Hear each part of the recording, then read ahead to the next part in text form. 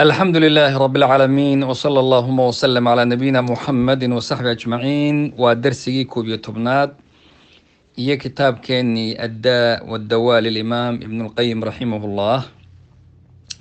شيخ سيدان هرو شيخني هل سؤال أيو كجواب يا كتاب كوردن وهذا صومرني طبعا عشر تقريبا وقهد لي راد كمعسيدو أي كل هذا هي قفكه wuxuu hadda rabaa inuu haddana qeyb kale u gudbo oo ugu magac daray cuquubada ama cirib xumada macsiyada iyo dunuubta qofka ay ku reebaan.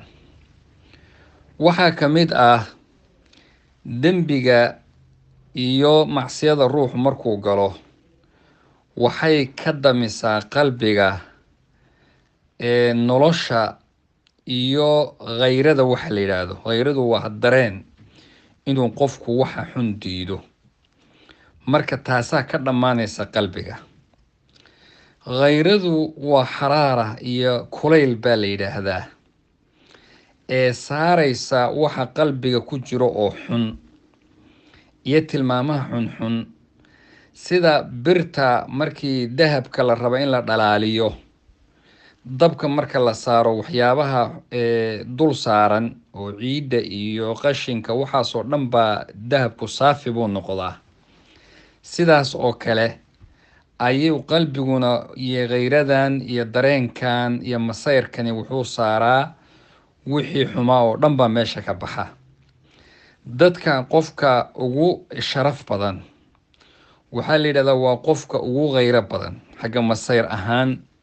naftiisa ma ah masayrkan ka hadlaynaay, waa midka naftaada waxa xun aad diido, waa midka dadka kale ena waxa xunxunka aad u diido, waa midka aad arkayso adagoo ka xumaanaya oo ka xanaaqaya markii diinta ilaahay lagu xadgudbo. taasaa ah inaad ka masayrto oo diido. walidaalika ayuu rasuulku sala allahu calayhi waali wasalam xadiis ka sugan yaa wuxuu ahaa oo saxiixaynka ku sugan: atacjabuuna min ghayrati sacdin, ma waxaad la yaaban tihiin sacad, waa saxaabi jaliil ah, khayradiisa iyo masayrkiisa. la ana aghyaru minhu, anigaa ka masayr badan buu rasuulku sala allahu alay wasalam. wallaahu aghyaru minii, ilaahay baa anigana iga sii masayr badan. ayib, xadiidkaasu imaamu bukhaari iyo muslim soo saareen. maxaa loola jeedaa? mar kaluu xadiid kale rasuul ku fasiray oo isagana bukhaari iyo muslim soo saarayaan. wuxuu yidhi: yaa ummata muxamed, ummaddan muxamediyada ahay, waxaad ogaataan maa axadun aghyaru min allaahi, ma jiro qof ama cid kale oo kaga khayri iyo masayr badan rabbi inuu arko addoonkiisa oo zinaysanaya, addoontiisa oo zinaysanaysa. sidaas daraaddeed buu xarama alfawaaxisha maa dahara minha wamaa batan. sidaas daraaddeed buu xumaanta oo dhan diiday oo meesha laga saaray.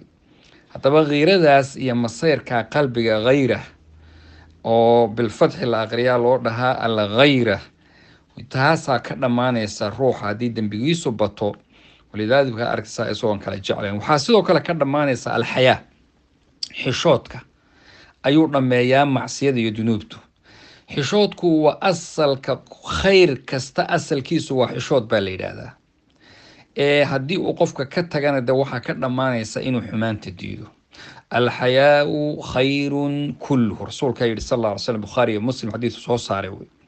xadiidkii kale oo imaamu bukhaari iyo muslim: ina mima adraka annaasu min kalaami nubuwati aluulaa idaa lam tastaxyi fasnac maa shit. yacni waxyaabaha la soo gaadhay ummadihii hore iyo diimihii hore baqaayaadka waxaa ka mid ah: haddaadan xishoonin waxaa rabta samee. taasi waa tahdiid, ma aha in lagu leeyahay samee oo ku socee. waa tahdiid iyo goodi wey. sidaa aduguba ilmahaaga yari u tiraahdo carbal waxaa maanta samee. marka sidaas daraaddeed baa xishoodku wuxuu yahay. xishoodka waxaa la yidhahda rasuulku buu sal alla alay slam: walxayaau shucbatun min aliimaan, waa qiima la yidhahdaa. qiimahaasoo wax alla wixii xumaa ood samayn lahayd kaa celinaya. qofku markuu rabo inuu sameeyo been, inuu sheego, waxa ka celini waxa weeyaan waa xishood. qofku markuu rabo inuu khayaano sameeyo, waxa ka celini waa xishood. wadarta wixii waad ka soo istaagaysaa. kaa marka hadduu meesha ka dhammaado waxa weeyaan wax qofka u hadhaaya ma jiro. maqsuudkii ujeedadu waxa weeye dunuubtu waxay daciifisaa mar labaad xishoodkiiba addoonka ka qaadaa ilaa uu dhammaanba ka siibmo uu ka tago, isagood arki marka dambe isagoon kala jeclayn shaygani ma samaynaya, ma xalaalba, ma xaaraanba, ma samayna, ma daynba, qofka kale samaynaya xitaa aan danka lahayn. ilaahay subxaanahu watacaala haynagu qurxiyo حياة يحشوط إلهي نقرحيو. ربي سبحانه وتعالى نحفظيو. وجزاكم الله خير وبارك الله فيكم. السلام عليكم ورحمة الله وبركاته.